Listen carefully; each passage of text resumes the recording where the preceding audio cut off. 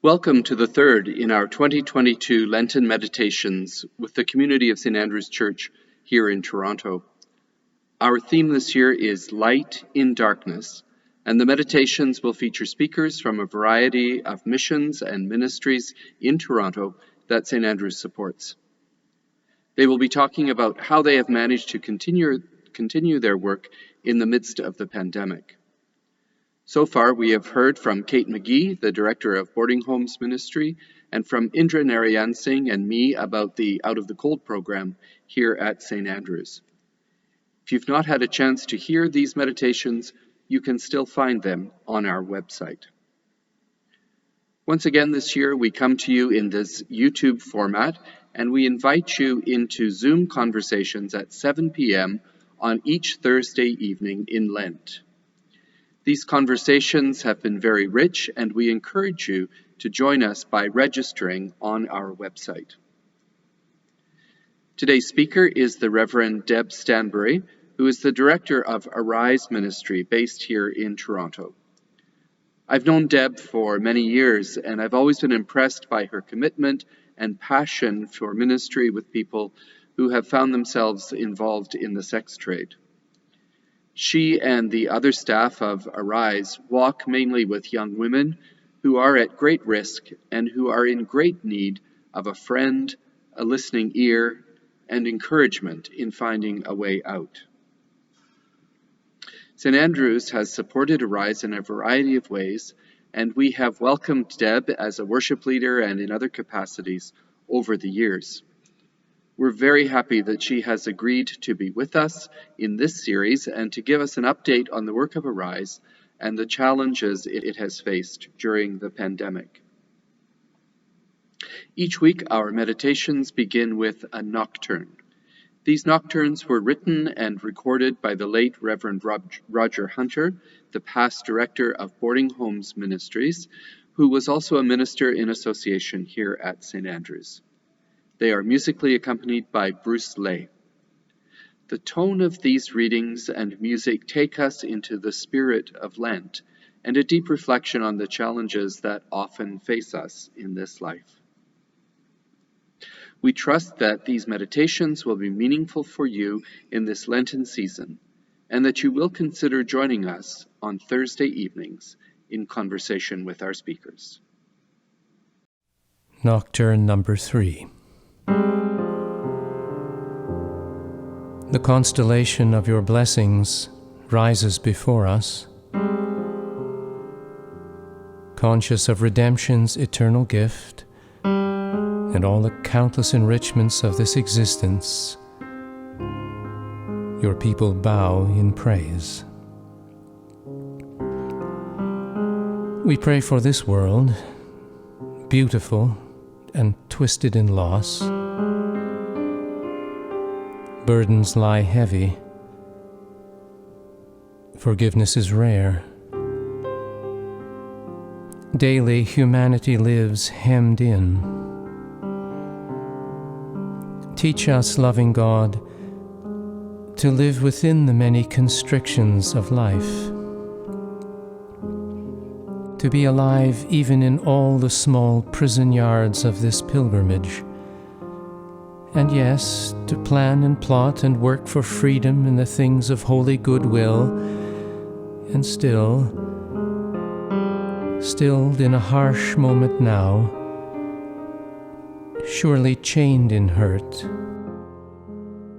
Let your people be strangely, and let your people be partly free in your spirit,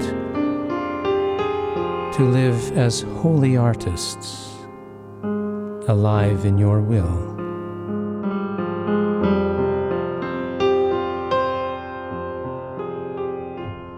Our God, we dare to ask for integrity. In this brute nocturnal realm, in this time of rounded shoulders, even as the powdery residue of cherished plans drifts about in this drafty, night-dominated place, the lines between solid and dream are blurred. In the quietness and aloneness of the ongoing night, when the now and the forever are close, when weakness and strength merge in your hands, as we touch the darkness, even as the palpable dark soots our face, our God, accompany. Amen.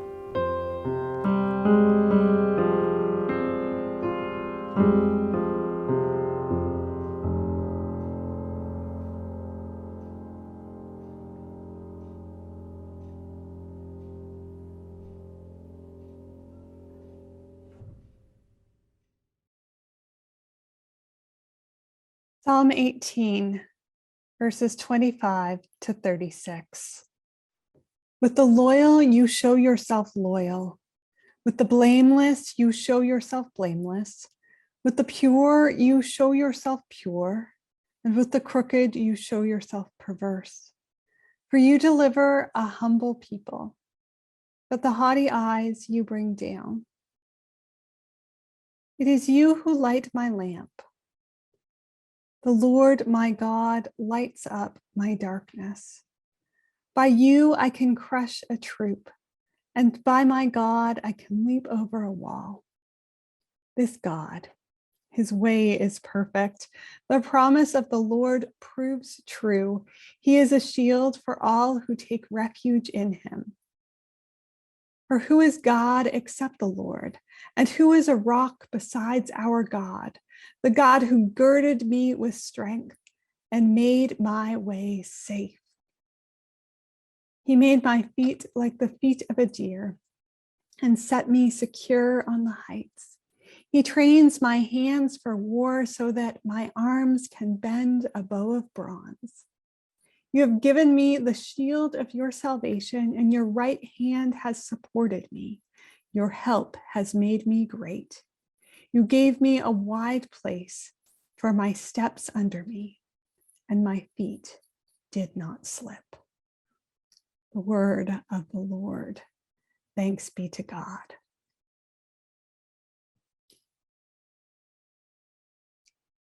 Leading up to Lent in 2020, Bethany, one of our case managers at Arise and the creative force behind much of our social media, presented an idea to me. She had heard of a group of nuns doing a street-level outreach similar to ours in Europe, who wanted to share their work in images and so went about creating art to share their story. Bethany noted how we have similar challenges with people often wanting images of our work and us having to struggle with the privacy challenges of actually being able to show and tell this story well. And so she wondered, what if for Lent you paint pictures each week, Deb? And so for Lent in 2020, we told the story of Arise each week through art. We had no idea the way that story would unfold. What happened, though, is that the feelings of doing outreach ministry in the early days of the pandemic were captured through this art and my weekly reflections on it. We closed our offices midday on March the 16th, 2020. But we decided we would still do outreach that week, figuring that outdoors was safer and still knowing relatively little about this virus. So this is the painting from that fourth week of Lent, 2020. It is titled Outreach in a Time of Pandemic, and I painted it on March the 20th, 2020, after doing outreach the night before, on the week that everything shut down. My reflection, I wrote, much has changed in the past week for all of us. The feelings that came doing outreach last night seemed like a swirling, bizarre vortex. The sadness of seeing Fran's 24-hour diner, a Toronto fixture with lights off and nobody inside. The eeriness of seeing Church and Wellesley being quiet on a Thursday night. The strangeness of seeing the strip clubs on Yonge Street with their lights off and doors closed, no bouncer outside or lineup of taxis down the street. Those we did see were grateful for the support when so many other services had reduced, closed, or placed limits on people coming and going. Those who rely on panhandling and squeegeeing rushed to cars with seemingly little regard for safety, desperate for whatever could be given. The few pedestrians walking around downtown were mostly wearing masks. Large signs indicated how to access the COVID-19 assessment center at St. Michael's Hospital. The ambulance bay seemed to have more ambulances than a typical Thursday night. It felt weird, bizarre, strange, as the weather threatened thunderstorms, and I prayed the rain would make it all clean. Unleash your holy water, O God, to cleanse, heal, and make all things new.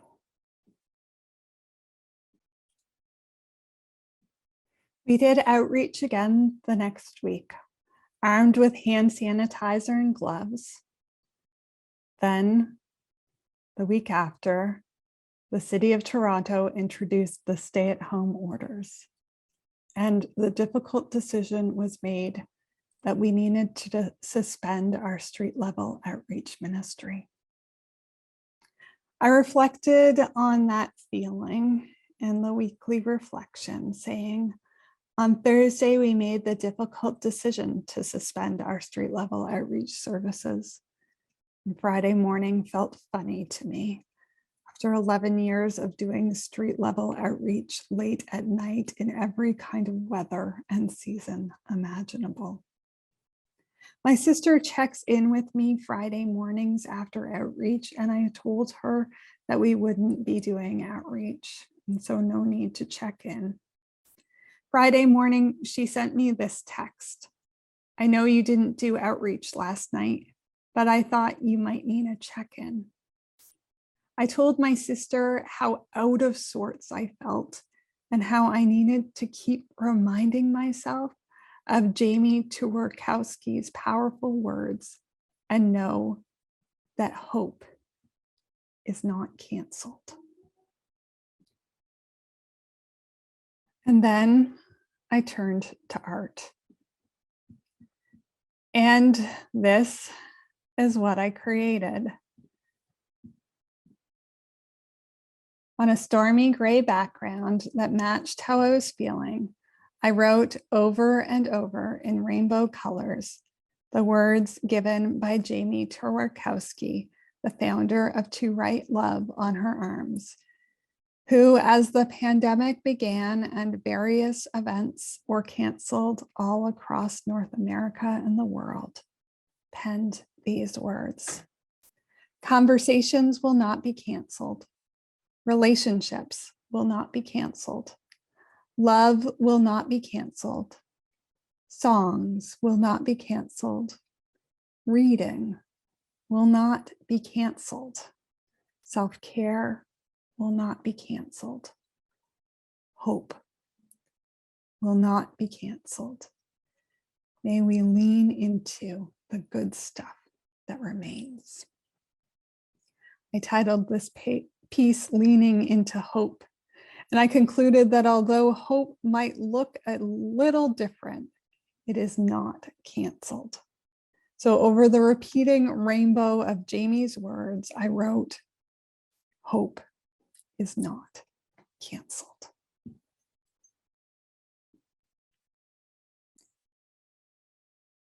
Not being able to do outreach, though, was hard. It weighed on me week after week. I tried to work through a policy for how we could return safely, but there were so many variables to consider. The risks, were too great. It felt like I was scaling a wall in the dark, barely able to see the next foothold, no real idea how high the wall was.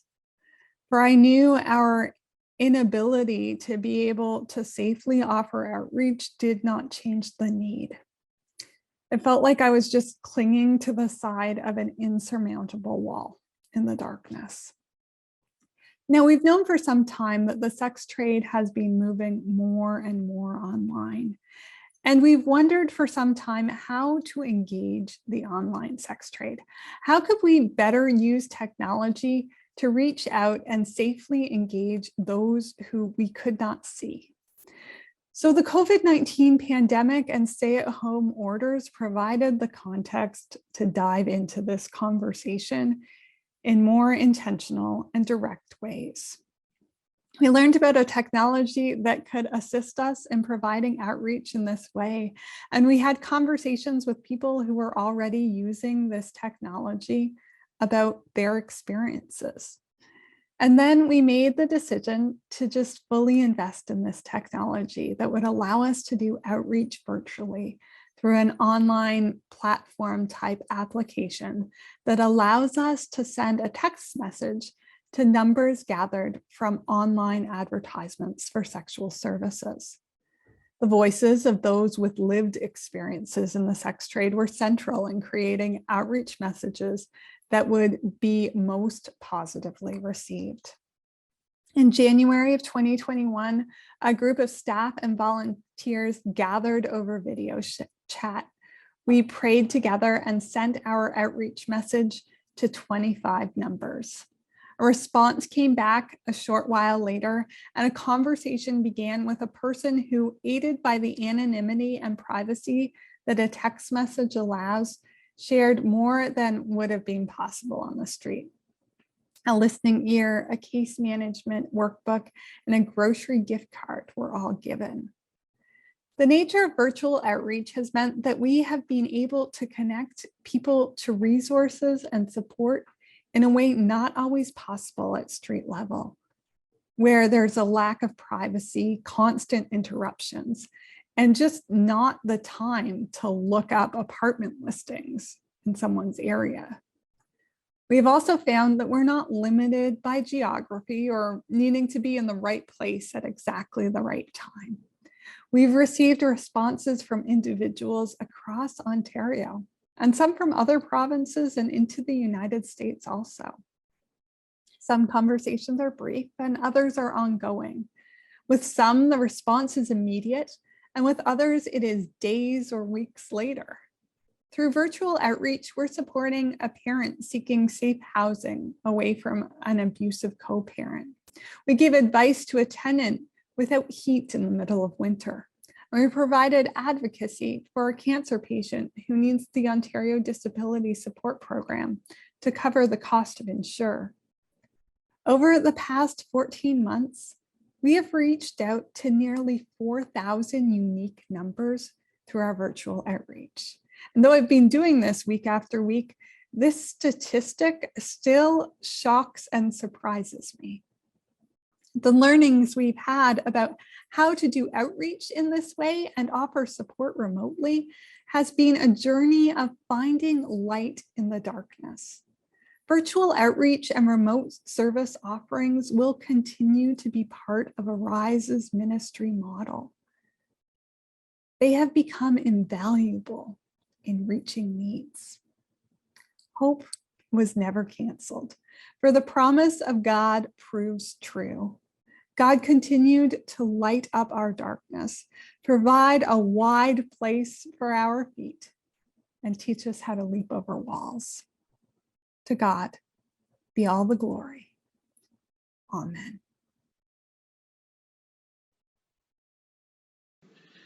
Thank you so much, Deb, for being with us today and for bringing us an update and your insights into the continuing work of Arise. So often people who end up in the sex trade are people we choose to make anonymous and without connections to us. You give them names and you bring them into human relationship with us once again. We know that it must be difficult to find light in this work sometimes, but we're grateful that you are light in darkness and that you are willing to enter into the darkness to find light. We look forward to continuing conversation with you on Thursday evening. Once again, if you would like to join in this conversation with Deb, please register on our front page of the website at standrewstoronto.org or be in touch with me by email at b.ferris@standrewstoronto.org, and I will send you the information for the Zoom meeting. We hope that you have enjoyed this third in our Lenten meditation series. Please join us next week as we welcome Jay Clark, who is the Associate Chaplain with the Ecumenical Chaplaincy at the University of Toronto, who works on the Scarborough campus.